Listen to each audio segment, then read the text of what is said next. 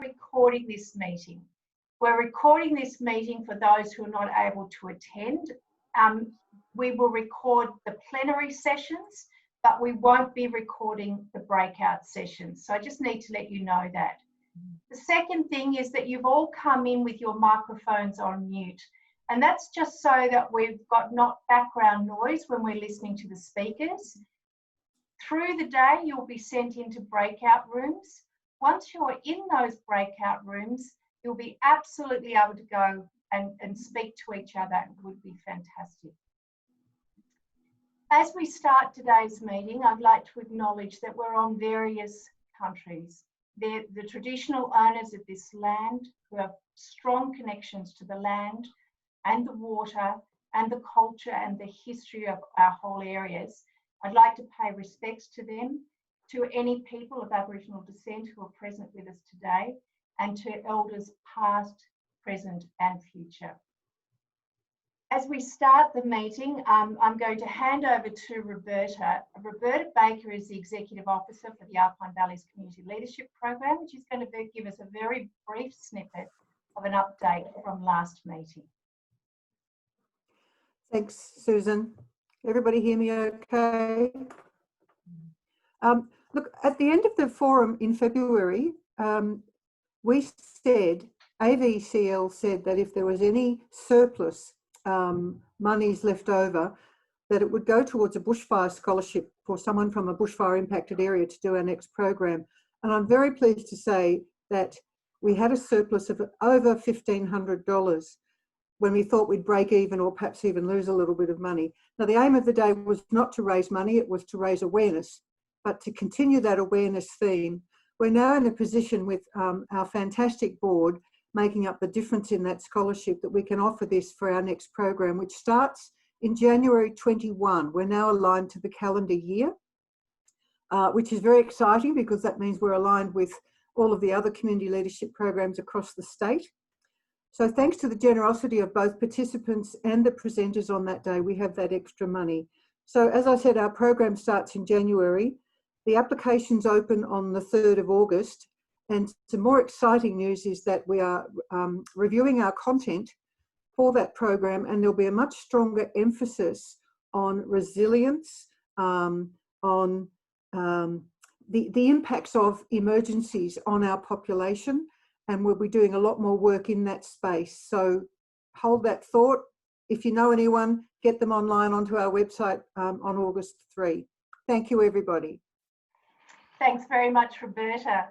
I'd like to tell you how our session is going to work today. I've already given you some protocols for those who've just come in. You're already on mute, and that's so that we don't have the distracting background noise, but there will be an opportunity to speak. The meeting is being recorded. Only the plenary sessions are being recorded. In a short period of time, I'm going to do a little check-in poll just to see where you're coming from, just out of interest to all of us, and whether you were part of our last forum or whether this is the first forum you've attended. After that, we're going to go into some small group discussions. It is really important to understand what's happened since the last forum, well, who's done what and what's gone on, as well as what's been working well. But by now it will be apparent that there are some gaps emerging, and we want to be able to capture those gaps and know where they are. From our point of view, as we've been sending out invitations to people, people have been sharing their stories. So Maria Berry, for example, was able to share a wonderful story of how, as a result of the forum, she was able to connect with other people. And the Older Persons Network, Advocacy Network, has been able to gain some real traction in the bushfire recovery, directly as a result of last time's forum. Also, and Kate's now's the time to post this in the chat function, last meeting, Peter Williams from Deloitte, who works with Deloitte, actually captured all the information from that. Thank you for waving. Also captured the information from our last forum, and we've put that up as PowerPoints on the Alpine Valleys Community Leadership website. He's also got a link that we'd like to post into the chat function, so that link is for all grants funding. We'll put that in very shortly. And it's a link that is specifically for bushfire funding, and it's been done by Deloitte, so it's really going to be important for us. Then after our small group discussion, I'm going to then ask you to come back in and we'll hear from our local federal member, independent federal member for Indi, Dr. Helen Haynes, and also from Lee Mises, who's the CEO of Bushfire Recovery Victoria. There is an opportunity to have a Q&A session in there, so we'll be asking you again to use the chat function, which is at the bottom in the middle of your screen. You'll be able to type into that. So I want you to be able to have that good conversation. Then our speaker, Paul Ryan, will be speaking about resilience. What is it? What does it mean? And how does it apply now?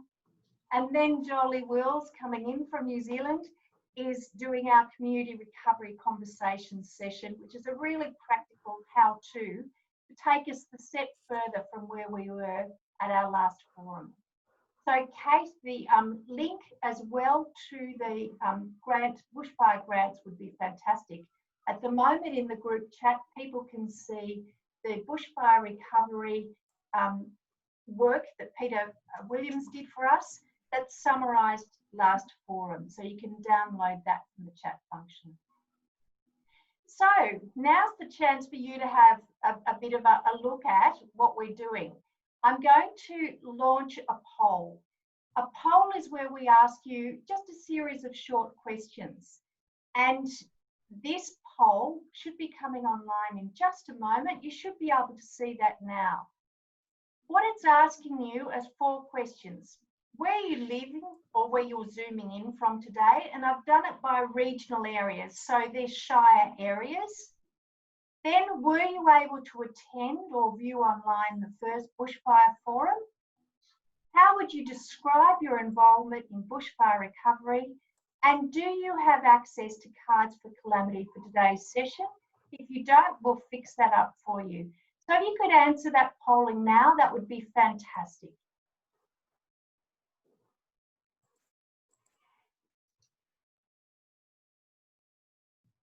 Great. I can see the numbers are coming in rapidly. About 1/3 of you have responded already. Shouldn't take too much longer.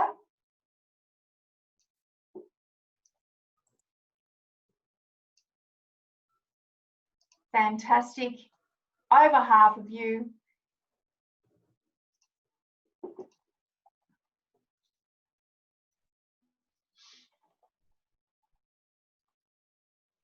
Wonderful. There's 80% of you have voted. So you're all finding the voting button. That's really good. Very shortly, I'll be able to reveal the answers. And they're looking good. Trevor, you'll be very pleased with the high percentage of people from Indigo Shire, I might say, from the voting here at the moment.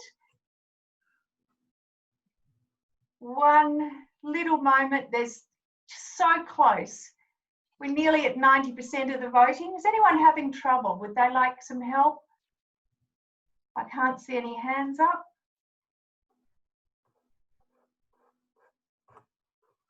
I think I'm going to end the polling now. I'm sorry if you haven't had a chance to complete that, but we've got 85% of you have voted, or 83% of you have voted. And I'm going to now share those results. In terms of where you live or where you're zooming in from today, as I said, 31% of the participants today are from the Indigo Shire. Thank you, Indigo Shire. Very, very strong. Some of you from southern New South Wales and from various shires. The other includes Jolie, I know, from New Zealand, and I would imagine some are zooming in from Melbourne and other places. Thank you.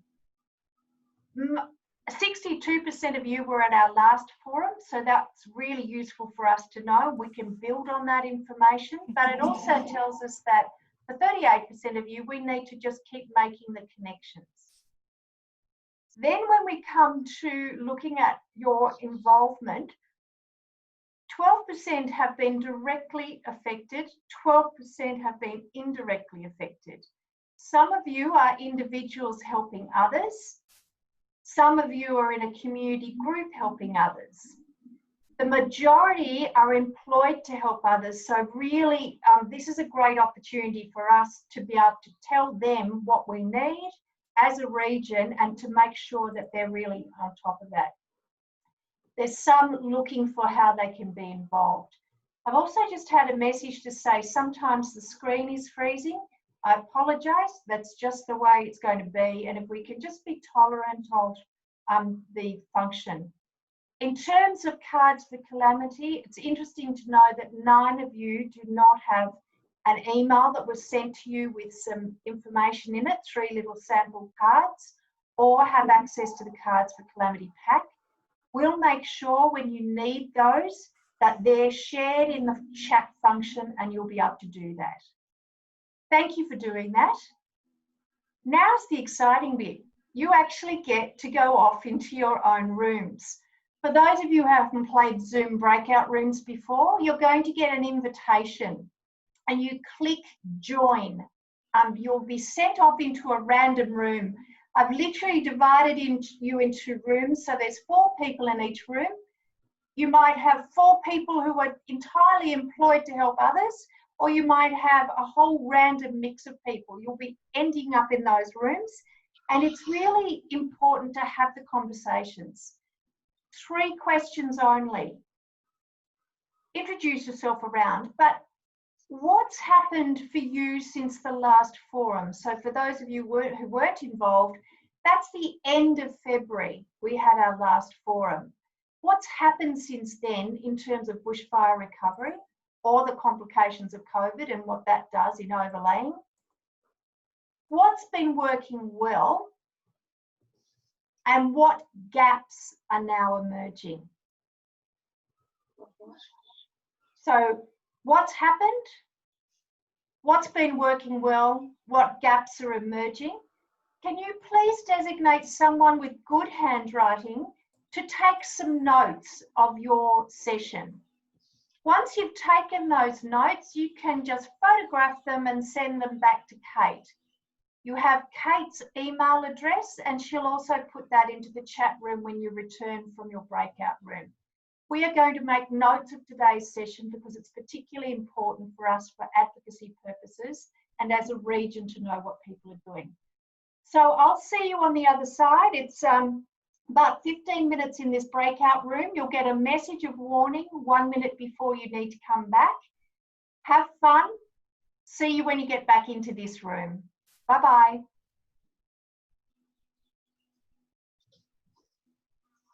So you should have your join request now. See you. Due to the meeting, I need to remind you that these plenary sessions are being recorded and that your microphones are on mute so that we just don't get that background noise. Please keep those chats coming in so that we know what happened in those chat meetings and you can see what happened in others. I'd now like to introduce our 2 key speakers. Dr. Helen Haynes is the Federal Independent Member for Indi. Helen spoke at our last forum on the 28th of February and has been heavily involved in making sure that this region does not get forgotten in the federal response and certainly in the state response. I've had the opportunity to participate in a few different things that Helen's been running and really appreciate that opportunity as a community member to find a voice and find that connection. Helen does need to leave the meeting at 12:15, but she's available for this section and there's a real opportunity to ask questions. So do throw your questions up into the chat function and we'll pick some of those out after Lee has spoken. So Helen will speak first. Welcome and thank you so much for being with us again. Thanks so much, Susan, and thanks so very much to the AVCLP as well, and to every single one of you who is participating today. It really does seem like a lifetime ago since we met in February, and everything has changed, yet nothing has changed in some ways. So for anyone who has been directly affected by a bushfire, the impact of what happened over our Black Summer, I know, remains so front and centre of your daily lived experience. And since that time, of course, we have had the COVID-19 pandemic, and I know that it's stating the obvious, but it has cast a shadow across every single aspect of every person in the globe, actually, the globe's life. And the impact that that's been having in our communities, where we had such devastating impacts of the Black Summer fires, is something that I've been describing since March in Parliament as the double whammy impact in bushfire affected communities. And I guess my main advocacy for you as the Federal Member of Parliament is to make sure that the government keeps pursuing the recovery agenda that is trying to be formulated across our communities. And during that time, as you well know, our parliamentary sitting calendar has changed. There were many weeks went by where there was no parliamentary sitting at all. And like you, in your daily lives and in your business lives, my advocacy through to government changed considerably by undertaking any communication via electronic means. So I suppose one of the first things that I tried to do was to make sure that the National Bushfire Recovery Agency, and I just want to acknowledge Lee here, I'm scanning across this, here I can see you now, acknowledge Bushfire Recovery Victoria, who did join me on a virtual tour with Mr. Andrew Colvin, the National Bushfire Recovery Agency Coordinator. So again, the plans I had post our meeting in February was to have the NBRA on the ground across Indi and visiting many of you wherever you lived and wherever you were affected by bushfires. So of course we had to change that, but we did have a fantastic engagement, which many of you were part of over 3 days, around 70 odd people online each day engaging with NBRA and telling individual stories and getting information directly from the NBRA. Prior to that, we had Major General Hocking, who was the Deputy Coordinator. That was just prior to shutdown from COVID, so he actually did get on the ground in some parts of Indi. So very, very major change to how we would normally engage with our federal government to make sure that that our stories were being listened to, heard and acted upon. The next piece of work that I felt was so important to undertake across the community was to get a sense beyond that initial, that virtual tour, was to actually get a sense from businesses, actually, because what I heard loud and clear in February was very much around individual stories, individual heartache, mental health concerns, shock, people grappling to bring their communities together to work through what was such an extended and horrific period of bushfire. But what I heard next then was the economic impact. And in many ways, with the pandemic and the bushfire coming right overlapping, meant that it's very difficult to unpack which bit was going where. So I did undertake a fairly detailed piece of analysis with around 400 small businesses across the electorate, and tried to unpack some of that. And what I found, of course, not surprisingly, like any piece of good research, most people say, yeah, I knew that anyway. But the finding very much from the 400 businesses was that the most significant impact on business across our electorate is in bushfire affected areas.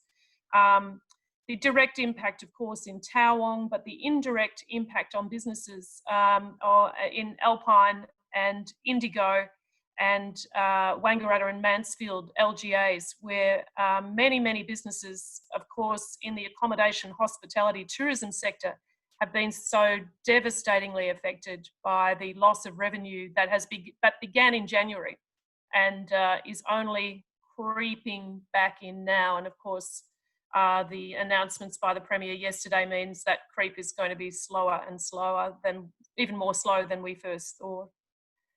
What I saw in that piece of research was that in businesses which were affected by the bushfire season, that they've had a 70%, on average, 70% drop in revenue since January, and for some of them, right up in the 90% drop in revenue. And tragically, I can see Nerida nodding, and I want to acknowledge the work, very much acknowledge the work of our financial counsellors right across the region, who are absolutely coalface frontline workers in bushfire recovery.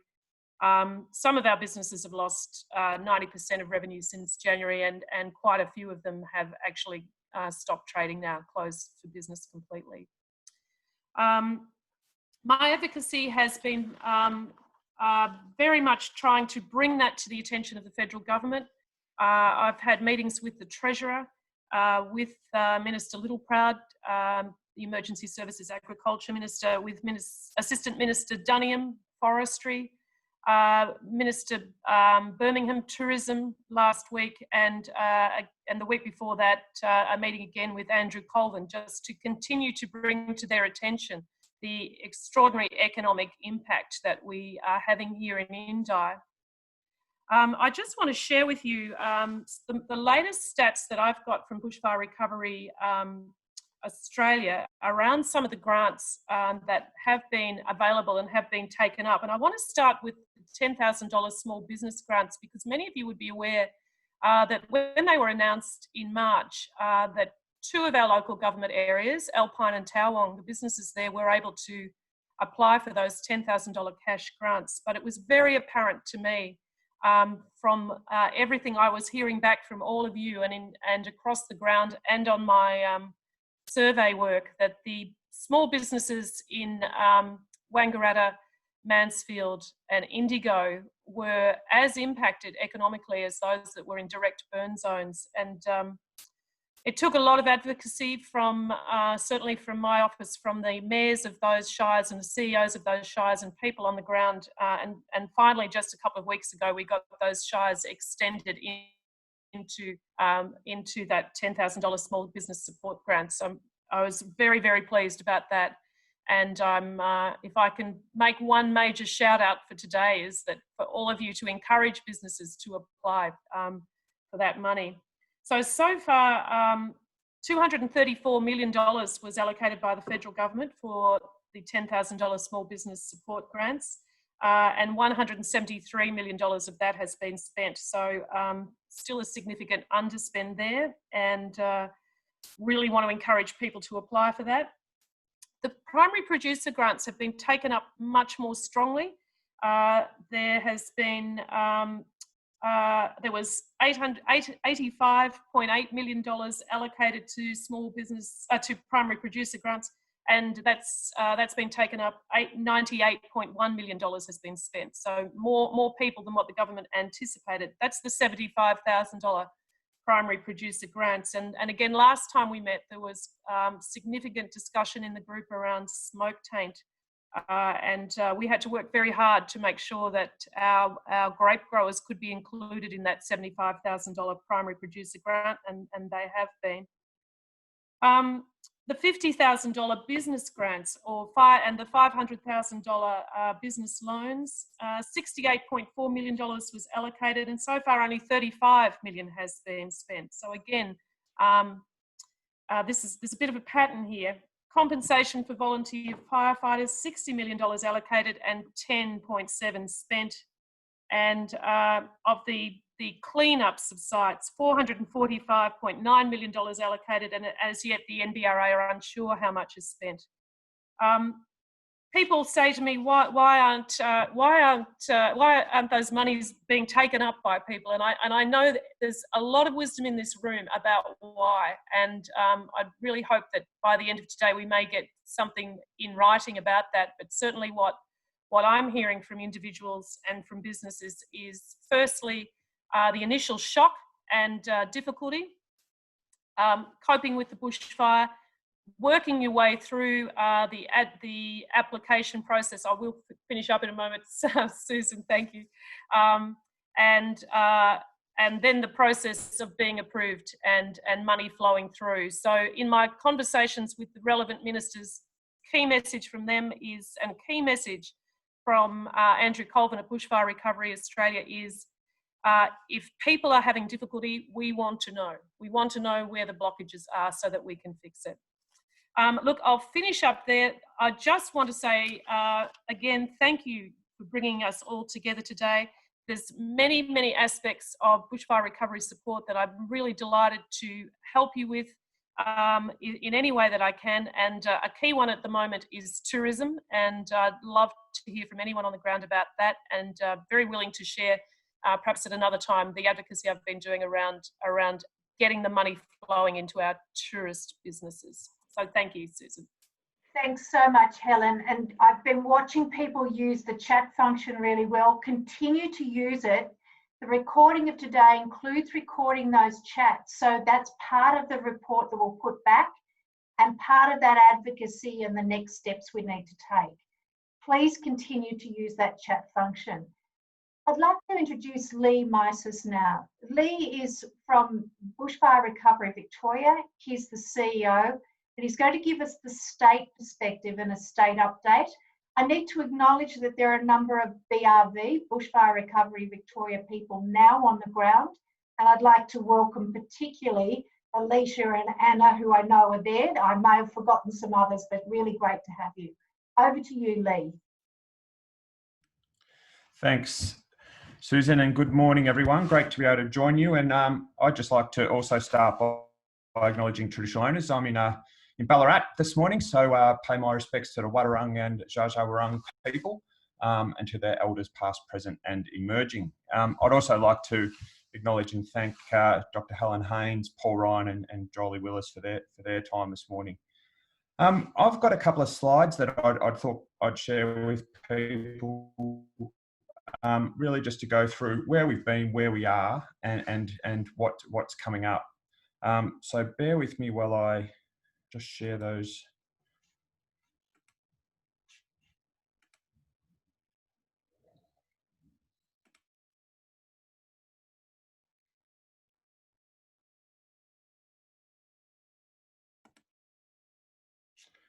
So hopefully people can see that. Great. So I thought I'd just do a quick recap of where we started back in January. Important to remember, fires started in Victoria in November, and those fires were ultimately brought under control on about the 27th of February. So significant fire season in Victoria. 1.5 million hectares burnt. Again, to put that in context, if we think about area burnt, that's about 3 times what was burned in 2009. And on an area basis, the biggest fire season we've had since 1939. So significant fire season. About 90% of that area burnt was our parks and forests. Tragically, we had 5 people that were killed in the 2019-20 fires. We had about 1,096 buildings destroyed and a further 68 damaged. In Victoria, of those buildings, about 267 primary places of residence, so people's homes, were destroyed and 46 damaged. And then we look at fencing destroyed, and you'll see there just under 6,500 kilometres of fencing, and that's a huge issue, not only in Victoria, but nationally. People will remember January and that early part of January, lots of announcements from both the Victorian government and the Commonwealth government about different forms and types of assistance.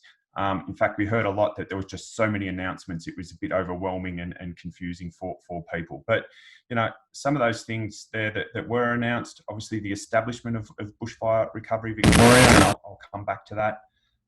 We rolled out the Bushfire Case Support Program.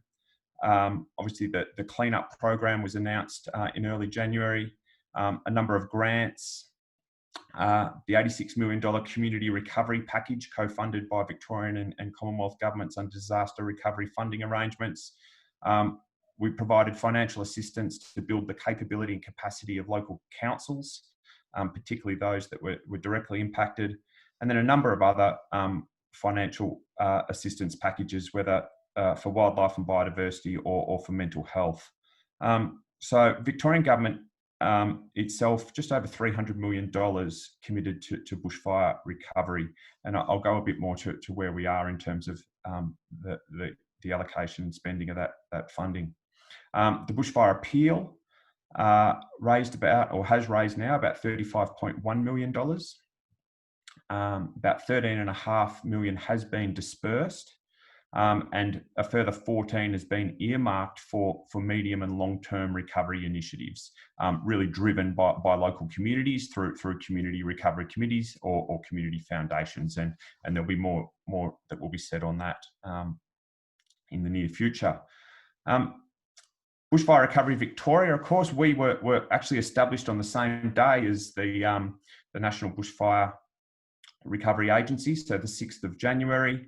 We're a permanent agency and really dedicated to working in partnership with councils and local communities to deliver and support community-led recovery. We work along, and you'll see there, all areas of recovery, and a lot of those are quite traditional when we think about buildings and business and people and wellbeing and environment. What we have done is put a particular focus on Aboriginal culture and healing in our frameworks for recovery. That really recognises one of two things: that there's a disproportionate impact on Aboriginal people as a result of natural disasters, and secondly, that just the sheer size and impact on country has had quite profound and traumatic impacts on Aboriginal people. So we did want to make sure that there was an appropriate focus and a culturally appropriate focus on Aboriginal people through recovery. In terms of where we are today, and fair enough to say, and I suggest certainly in the breakout group I had, reflecting on sort of the plans that perhaps we all put in place in January, February about what the recovery would look like. And for us, we were really focused on probably two key strategies. And these are strategies that have been successful in previous disaster recovery events. First one, bring the community together. Bring the community together, empower the community, and support that community to get on with its own recovery planning. And that's traditionally done through town hall meetings and whiteboards and all those things that are really connecting people together. And the second key strategy we had, and certainly Helen talked about this, is that just the significant economic impact of these fires. A real strategy was, how do we get people back into towns? How do we get people back in, cash registers ringing? And particularly in the Northeast, at the time we were really thinking and talking to local businesses, if we get through to Easter, we'll be okay. You know, Easter people will come. And of course, COVID-19 changed a lot of those and really caused us as an organisation to pivot very quickly in terms of how we deliver services and to make sure that the needs of communities are met. But just touching on some key things here, we've established community recovery hubs. 8 of those are operating across the state, including one in Bright and one in Corryong that is managed by Tarawong Shire Council. From those hubs, mobile services being delivered out to more remote communities, and I know the mobile service was up in Falls Creek, I think last week or the week before. Community recovery committees are forming. There'll be probably more than 14 being established across Victoria, or Eastern Victoria, East Gippsland and North East. They're fair to say in different stages. Some are up and operating, some are still working through their own processes. And the important thing for us is to really not rush community on this, but to support community to go at its pace and how it forms recovery committees. And every community is doing it differently.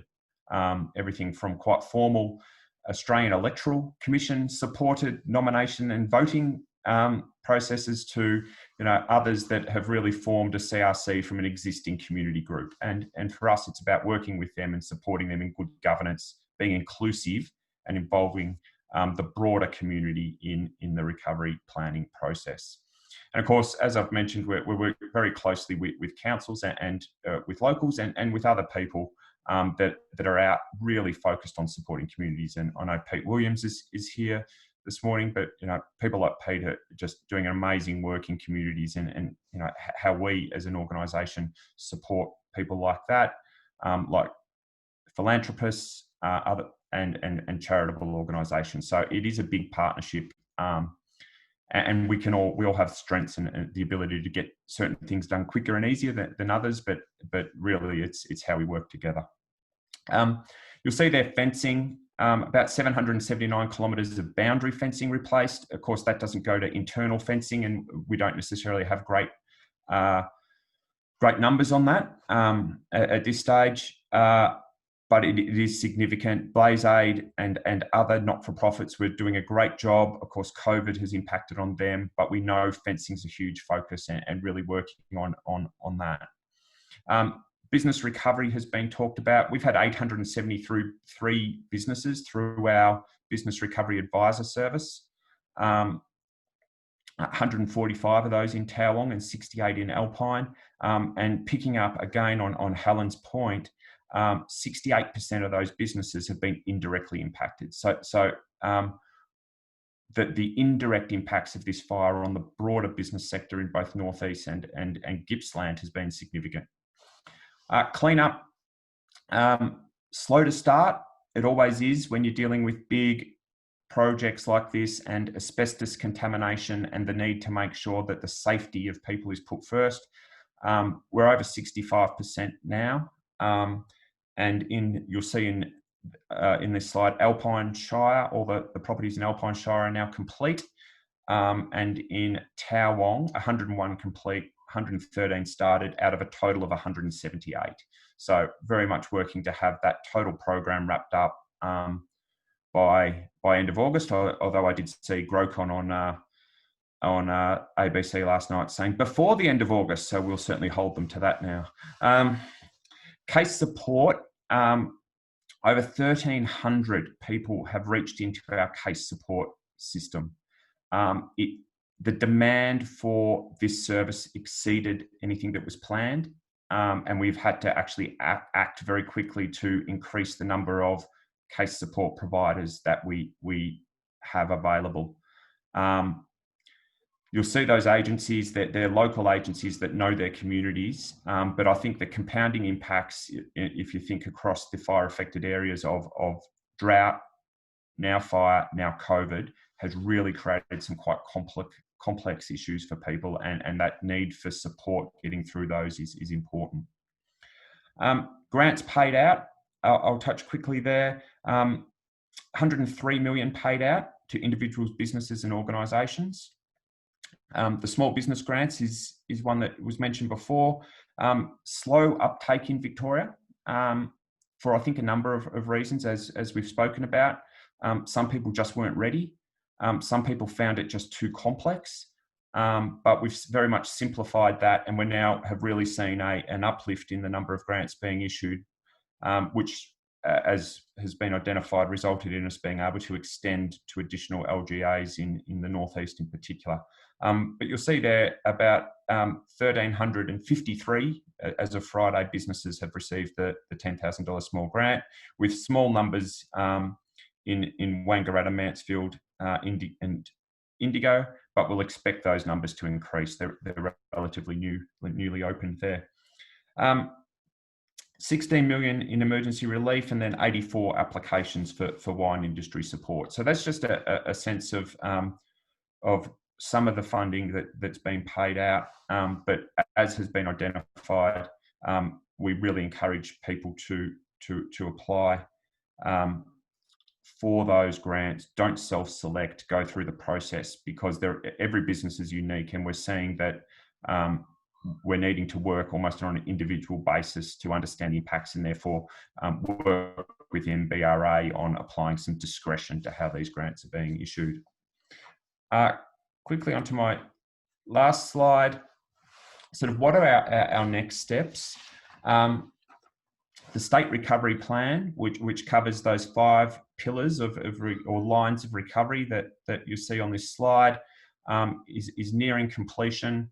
Look to release that in July, and that will include a number of initiatives that the state is providing itself and in partnership with the Commonwealth Government, but also put a very strong emphasis on the importance of community recovery committees and community recovery planning. So we expect that most of those CRCs will be formed and operating effectively, all 14 sort of over the next, certainly by the end of July. But again, it's a bit guided by the pace at which community wants to work. Community recovery plans, we're starting to work with communities on how they do the planning process, and certainly making use of Pete Williams' expertise in terms of how that might be done using remote and online ways of doing community-based planning. Short-term modular housing, and I saw a couple of comments about that. The way we've approached this is in 2 stages. We put some very quickly, where it was needed, short-term housing in place or short-term accommodation in place, largely through caravans, where there was a shortage in emergency housing, recognising that the remote nature of some of the communities that we're dealing with, and the want and from my perspective, the importance of people remaining connected to their community during the recovery process. But we know some of that accommodation is not going to be suitable for the duration of rebuild. So a modular housing option is underway and being delivered. It again is really focused on supplementing the public housing estate or public housing stock, focused on getting people connected and remaining in with their communities. Unfortunately, in the Northeast, I think we had some communications issues, which that we need to take on and own as an organisation, that has caused some concerns that we're now certainly working very quickly to rectify. But property inspections underway. We need to work this property by property by property. It's a challenging and timely task, and it can take a bit of time. And we know, winter's upon people, and we need to make sure that everyone's appropriately accommodated. Planning and rebuilding, obviously some streamlining to the planning process. Rebuilding's important. We've got the services around that. We will be focused on that. It'll be in the hubs.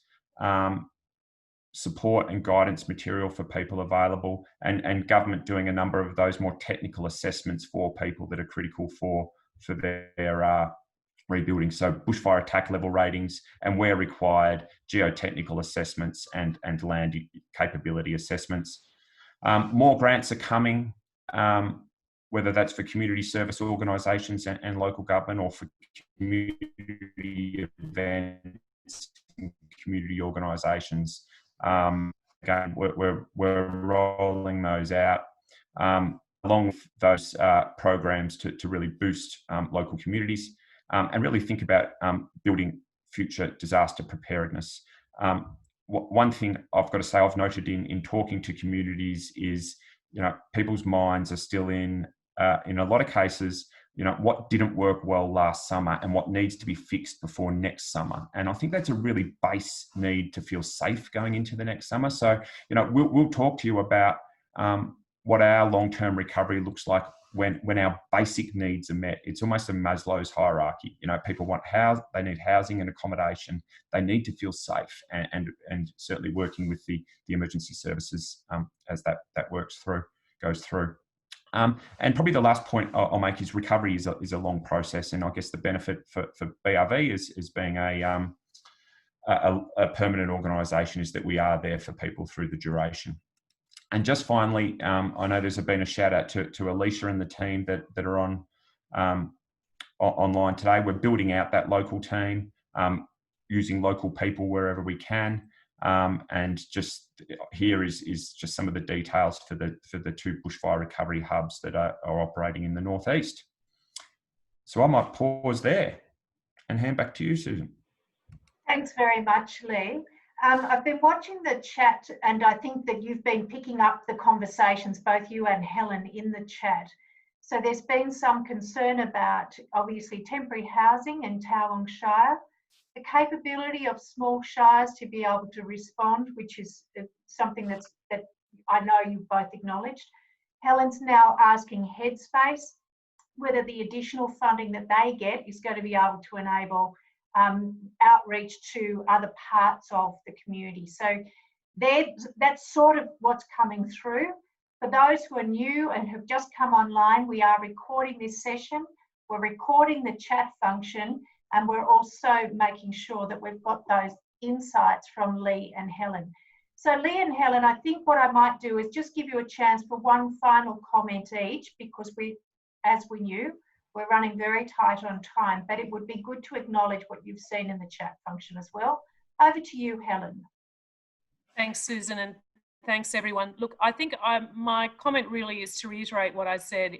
If systems aren't working, if there's significant delays in approved applications for funding, I'd really like to know about it, because I know the ministers want to know about it. And so if you can feed information like that through to me, I'm very, very happy to advocate on behalf of people.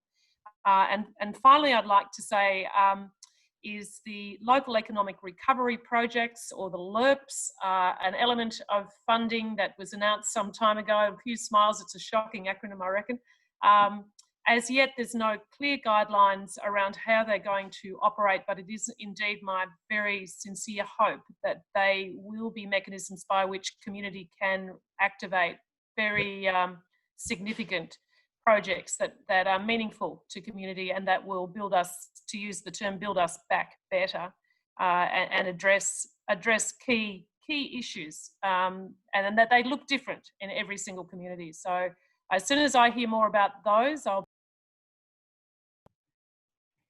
Thank you very much, Helen. The last few comments were just muted, but we really get the sense that you're the person to come to try and unblock those things that are getting in people's way, and to make sure that the voice is amplified. So very specific examples help you better than generalised comments. Lee, your final comments. Just picking up on I think there's been a lot of talk from recovery agencies. We need to really now start seeing projects delivered on the ground, and we hear that loud and clear. I think the LERP process, as Helen mentioned, as we're waiting for further advice from MBRA on what that looks like.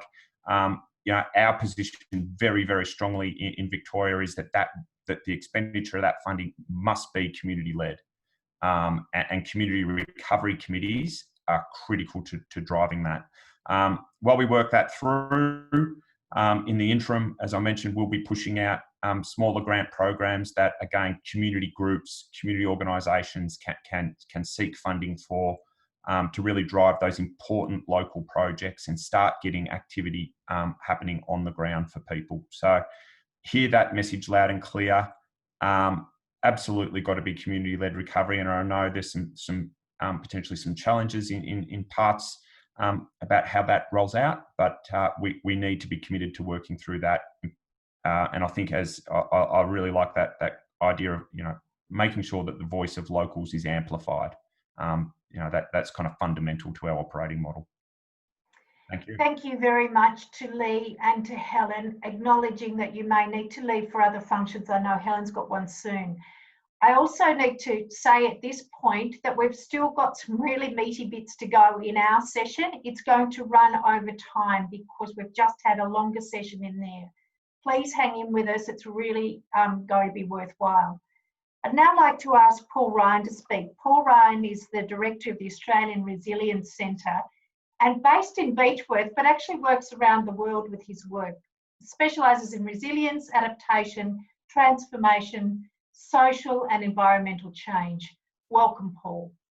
Thanks, Susan. And look, I just want to acknowledge the work you're doing, Susan, and your team and AVCLP, all the fantastic work you've done pulling this together. And also to Helen, just for your advocacy, you know, to help that work you're doing is just so important, that advocacy and clearing those blockages. And then hearing from Lee, all of that, you know, the detail, the coherency and the logical, methodical approach that you're taking, I think it's fantastic. We're sort of going to change tack now. I'm going to talk more about how we're thinking about some of these problems, about where we're at and about where we might go. And myself and Jolie, I think it's, you know, we're moving away from the kind of detail of the logistics and everything we just heard about. I'm just going to share my screen. I've got a few slides to run through, and it's really about, what I really want to talk about is just how we can use these ideas around resilience. And when Susan contacted me, I was thinking about and reflecting on the forum in February, that all the energy, all of the experience that was in that room, and the empathy, the care, you know, of a community coming together to try and think about how we can best work together to address, you know, so many of the issues that we've heard about this morning. And then, you know, along comes COVID, and that's really obviously challenged us in terms of how we do this. And we didn't anticipate that we'd be in this situation. And I was really struck by, and it made me think of this little quote that comes from a group I work with in Scotland at the International Futures Forum. When you're in unknown territory, look for a compass, not a map, because, you know, there's no map for this. We've got no plan. We didn't expect to be in this situation. And what I want to talk about is really a couple of little tools that we use to help think about, you know, the way we navigate forward. And so think of these three little kind of ideas as compasses, if you like, for helping us to find our way forward. The first one is really obvious and may seem really obvious at the start, but it's actually to spend time defining what we mean and thinking about when we're talking about resilience. And there's lots of ways, and you'll hear in any conversation, you'll hear multiple uses of the word resilience and multiple framings of it. And, you know, we can talk about psychological resilience, which is really about those mental capacities, if you like, to cope with change and to cope and adapt in a positive way. So, and we've heard a lot already about that, and it continues to be a major focus and a major challenge, is to think about psychological resilience. We can think about personal resilience, which is both those cognitive capacities, but also the skills, those other skills that you have. Think of them as the sort of human capital skills to navigate. And so, you know, we all know, and we've all heard these stories of people who they may have coped, they've come through the bushfires, psychologically have coped, but then they're really struggling just to navigate the bureaucracy, to navigate those critical decisions. And Lee mentioned how, you know, the unexpected demand on services for case management, that sort of thing, is really, that, you know, I think reflects the fact that people are trying to navigate through this complex world of getting their life back together.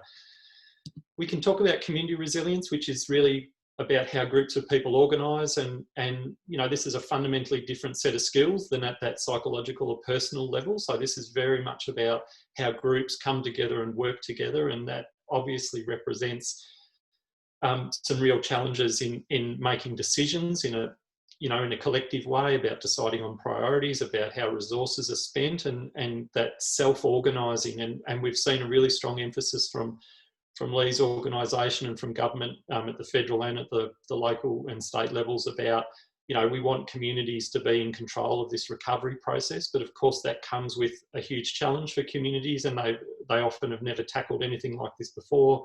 And so there's some real challenges there in terms of, you know, community resilience in the way communities come together and work together.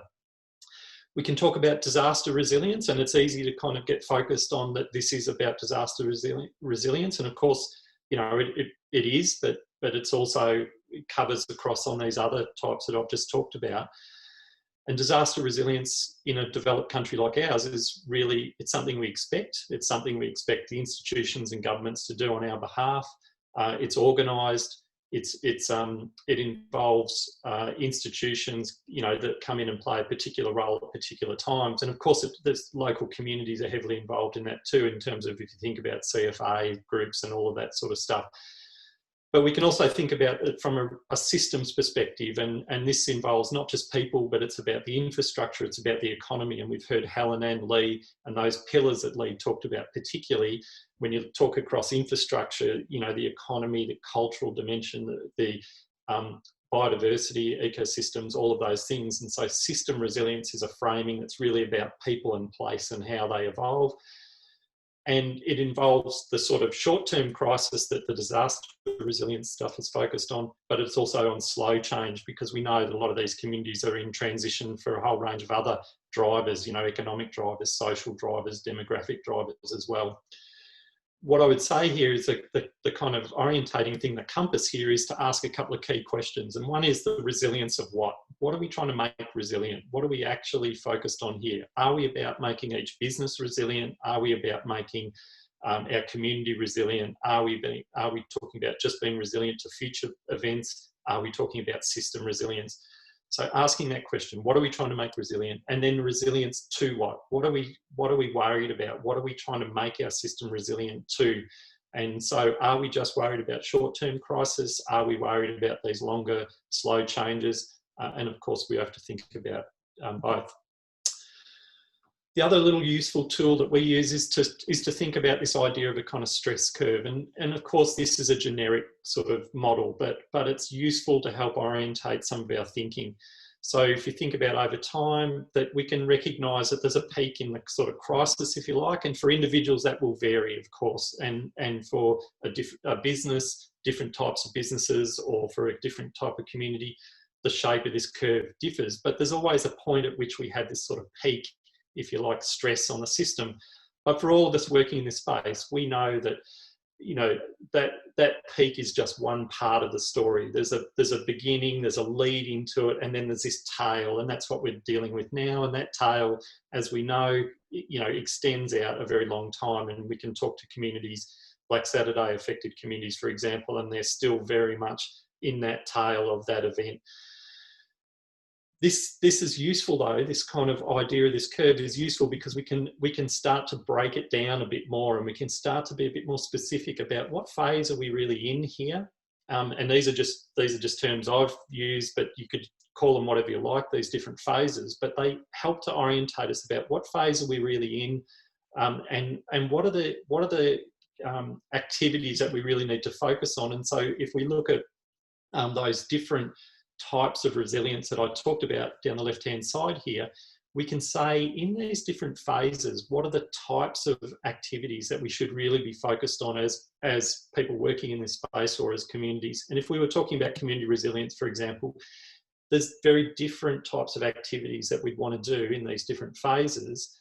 And Helen mentioned, and Lee mentioned as well, that we really need to be thinking about the next event as well. We can't just be focused on recovery. We actually need to be thinking about and seeding into our work now in this recovery phase, seeding into it the potential to cope with future challenges as well. So we actually need to keep in our mind all of these phases, even though we might be working in recovery, but we need to be keeping in mind this, that this is not the only stress that communities are going to deal with. And if our resilience building work is effective, we've heard a lot about flattening curves over the last few months, but this is what we should be aiming to do, which is we can't get rid of these stresses on communities. We can't avoid them all, but we can try to flatten the curve, lower that peak of the stress, but particularly reduce that tail. So in that recovery and renewal phase is to try to get that sense of life getting back to normal for people, reducing down that stress period as much as we can within the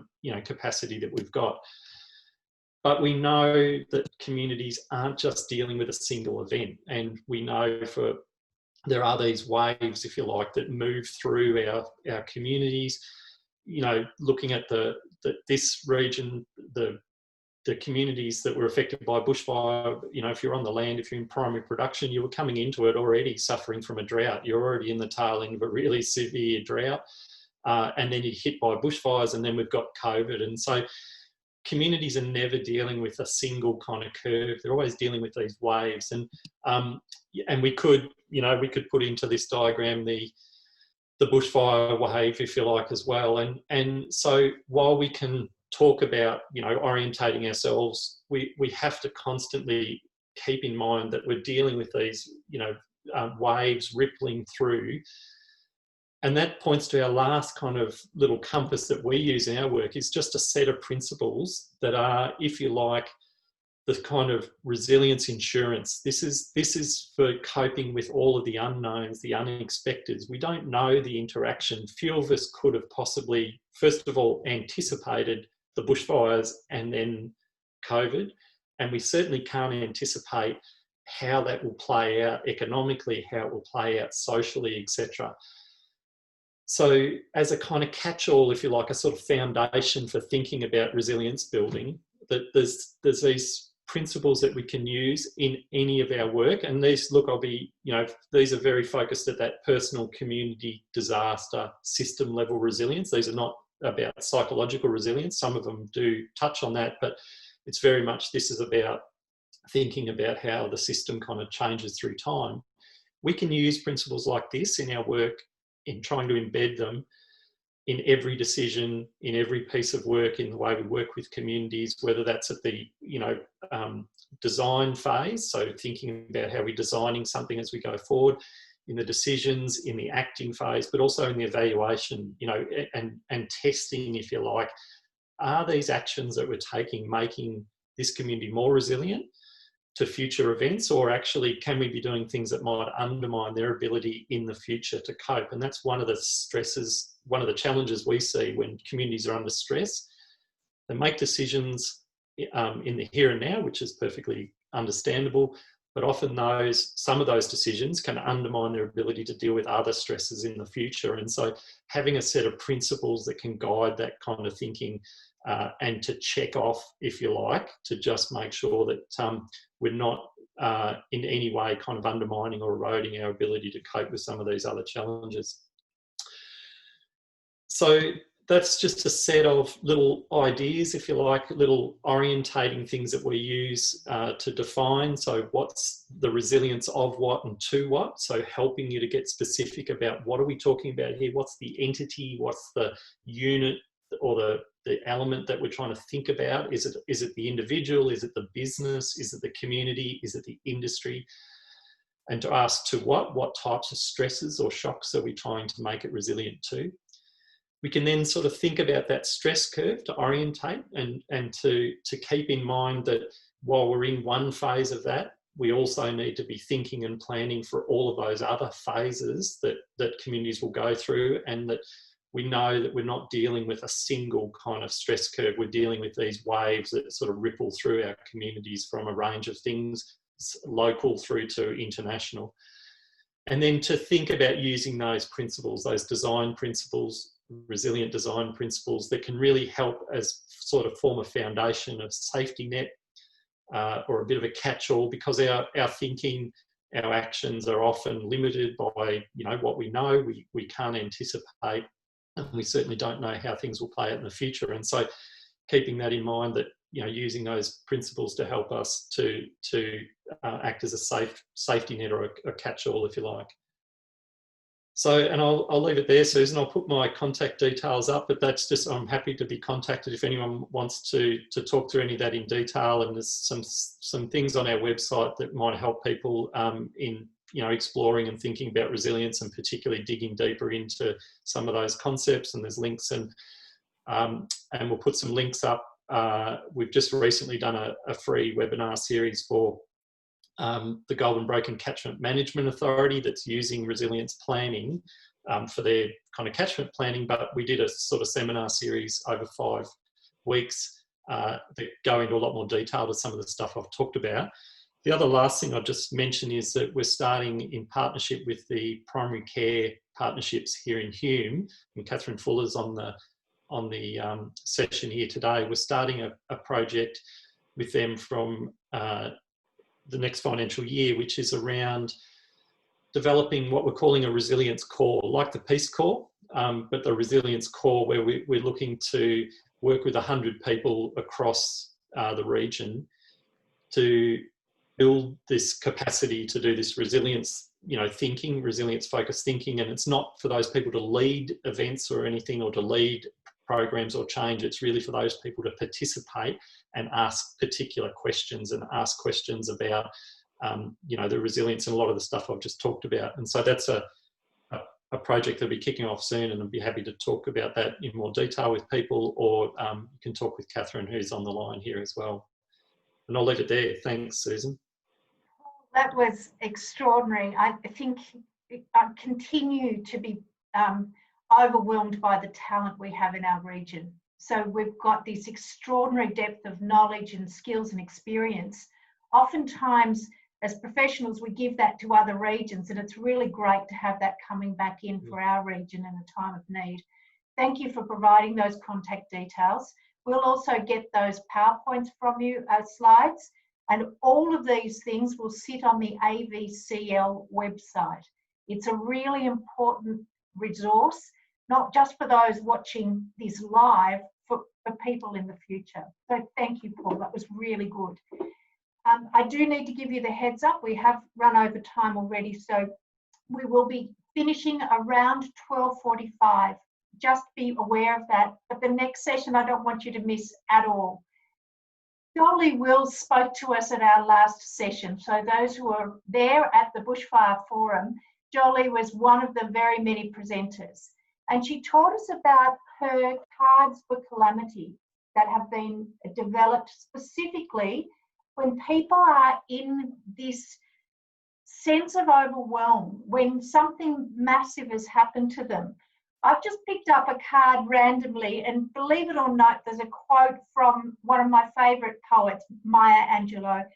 You may encounter many defeats, but you must not be defeated. In fact, it may be necessary to encounter the defeats so you can know who you are, what you can rise from, how you can come out of it.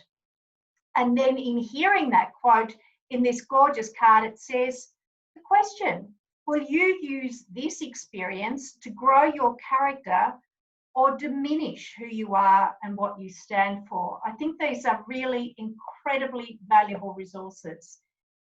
If you do not have access to any of the cards, please write into the chat function now. Let Kate Bell know, and she's going to post those cards into the chat function. But everyone has been sent some cards to be able to do this with. Dolly, you're the co-founder and director of Hummingly in New Zealand. You've been an extraordinary resource to us. You specialise in workforce resilience and wellbeing and psychosocial recovery. You've been through your own journey with the Christchurch earthquake, as well as having worked across decades of work in other communities and with other people. Welcome back. Thank you, and thank you so much for having me. I'm just going to get my screen going before we get started. But it's just extraordinary. I just love to continue to see, people on the ground doing recovery, because they're the people that count, and to see them empowered through a forum of this type is just so important. I'm just going to see if I can move this out of the way so that I can hit the right button. Bear with me one moment. There we go. Okay, so I wanted today just to use the time to think about a really practical tool, given that, as we were saying before, that local recovery is so important when you think about the people on the ground. As has been raised today, it's people on the ground that know their communities so incredibly well. They know the character of the communities, and as we like to say, they know the characters in their communities. And what we've been hearing a lot about lately is how do we continue to make sure that people don't feel forgotten through this stage? How do we continue to maintain momentum when COVID has made that so difficult and it's hard to get face-to-face with people? How do we continue to and instigate community conversations and that collective and individual decision-making that is so important through recovery? And so I did introduce at the earlier forum the cards for calamity, but this session is a very practical one around how you can use those cards to really drive locally or support locally driven recovery. So I just want to start, and you will have seen this graph before, so it's just a bit of a refresher really. So with every disaster, we know the context is incredibly different and the community is really different, but we also know that there is a fairly typical journey. There are common challenges. There's both pain and possibility, and there's both damage and growth. And this in essence is a inverted copy of Paul's graph, which is really interesting to see. And just want to acknowledge it's never this neat and tidy, and there are always layers, as we've had in Christchurch too, of disaster upon disaster. and just acknowledging that it's never quite this neat and tidy, but it is a helpful sort of go-to to think about in terms of the typical journey that we might expect. So we start, of course, with the heroic and honeymoon phase, where people feel incredibly united and connected, and there's a common narrative, and everything seems possible, even though it is difficult. And then we get into the space where everything is longer and harder than what we anticipate and what we expect. There are tensions, having to interact with systems that haven't yet been designed for this eventuality. We hit this very difficult spot. And I'm a cognitive psychologist, so we have this thing called curse of knowledge, where once you know something, it's very hard to remember what it was like not to know it. And the reason I've split this recovery curve up and just shown this part of the curve is because for many people, and I found myself in this position too, is you find yourself in this very difficult, tight spot where you are very tired at the stage of things. And if this is all you know and you're not sure about what typically comes, then it's a very lonely place to be, and it's quite a scary place to be. Just in terms of thinking, okay, all I'm seeing here is a downward trend and a downward curve, and we have a tendency to be incredibly hard on ourselves at this stage of things, and really worried for our families and our communities. But we do know that more than 50%, so a huge proportion of people, and it varies depending on events, but a large proportion of people will not only recover, but also grow as a result of what they've gone through. And that doesn't discount the hardship and pain that happens for people along the way. But as we know, that's just a huge relief for people to know that when you're sitting in the bottom of that trough and things are feeling really tough, it doesn't mean you're off track, and it doesn't mean that good things aren't ahead for you. So Elizabeth and I, in our work in different disasters and in having lived it firsthand of myself, one of the reasons that we realised one of the reasons that recovery feels so difficult, and there's many of them, but is that people often don't have a sense of the journey ahead or how to navigate their way through it, which is why the cards for calamity were designed. And so I'm giving you the very, very brief background, but for us, it's just really important for those that are leading recovery, for those that are living recovery, and often doing both, that people have access to the knowledge that they need. Because knowledge is key. It's key because we want people to be feeling more confident in the decisions that they're having to make, and there are so many decisions to make through this period of time. We want people to feel that sense of returned power and control. And we want people to realise that a lot of the impacts that they're feeling are really normal, because that is hugely, it's a huge relief to people. And really important, as we know, is the peer support that we see in communities. That emerges, that is a huge support to people. That is the main source of support that will get people through. And so this is also a resource to help support that. And just very quickly, I'm just going to flick through them because I know we're short on time, but there's a whole lot of reasons why the cards for calamity are really helpful in group settings. And this is where we really want to take this session, knowing that you're working with communities, most of you, who are very much in the space. So how you might use this as a tool to do some work in group settings as well. So we're going to start by just heading off into a quick breakout interaction with the cards. Just a couple of things to note first is that I know Kate and Susan will send out, if not in the chat function, then afterwards, a link to this facilitator's guide. So there's a huge number of activities that you can use the cards with, both individually and collectively with communities.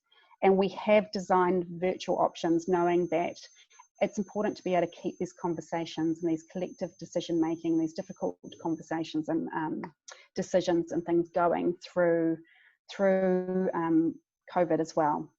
So we've got some virtual options in there as well. So this is sort of one very informal go at doing that. You hopefully will all have access to some cards, or at least people in your group will. So just a first note, if you don't have the physical cards, then Susan and her team, I know, have some at hand that they can send out. And if not, there's also more available through BRB. So we can make sure that you get access to some physical sets after this if you don't have them already. The other thing to note is as you're heading into these breakout rooms, we're going to send you into rooms with groups of 3. It's very informal. Just catch up and use the time in the way that you think is most useful to you based around the cards. We just ask that you set it up safely so that there's a lot of great listening going on and that it's a very safe space and that what is shared within the conversation stays private, please. That would be something that we ask. And at the end of today's session too, Susan will be providing some information around where to seek support if this does raise anything for you today. And just important that we acknowledge that seeking support or accessing services to be really processing some of the things that comes up is an important part of healing and growing from what people are experiencing. So just to make that okay for people. So what we're going to do now is head into breakout rooms and wanting to ask you to share, please, one of the cards that you've got in your deck that you relate to and just share why it is you've chosen it. And if you don't have a deck, then hopefully you'll have access to three digital cards and we've randomly mixed them up amongst people.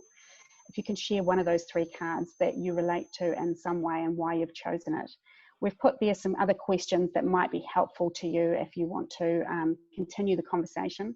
We're going to have 15 minutes with 3 people in each group. So you've got 5 minutes each. If you just make sure everyone gets a chance to share and that it is a very sort of private, safe space. So there's no need to record or share on what is said in that group. But it's just a chance to connect over what are you seeing for yourself or for others that you're working with, and what might you relate to on those cards.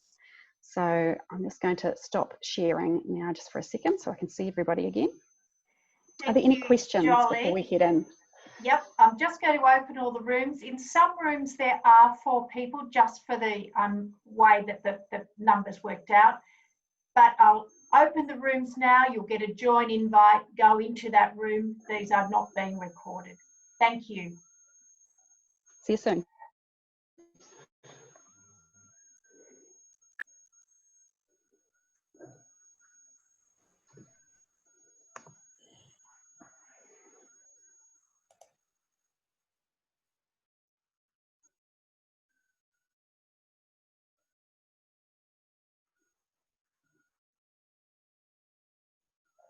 There are a few people who haven't joined yet. Just a few people to go. We did get quite a bit of dropout just happening then. And we'll be able to make sure that everyone has a copy of this recording. What I'd also like to say is that this may raise issues for you or people you know. The number for mental health counselling through the Australian Primary Mental Health Association is 1300 514 811. We've again put that in the chat function and you'll see a lot of those resources. I'm going to end the polling now and just show you the results because it's the last thing that we're going to be doing today. Oh, thank you so much. The majority of you, 95%, have said that this was a valuable session. A few are, one is unsure about that at this stage.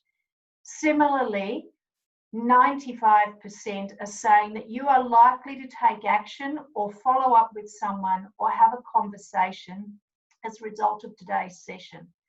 And again, one is unsure. I'd like to absolutely thank you for the time that you've spent with us. For some people, they needed to leave right on 12:30. I totally acknowledge that.